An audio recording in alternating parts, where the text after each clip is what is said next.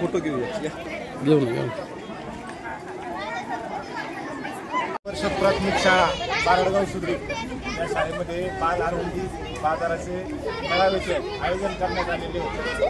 मुलांना दैनंदिन जीवनातले व्यवहार समजावेत हा या बाजाराचा उद्देश असून मुलांनी अतिशय चांगल्या प्रकारे हा बाजार भरवला।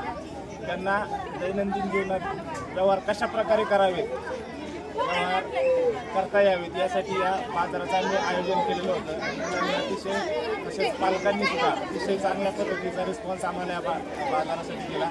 सर्व पालकांचे सुद्धा खूप खूप धन्यवाद।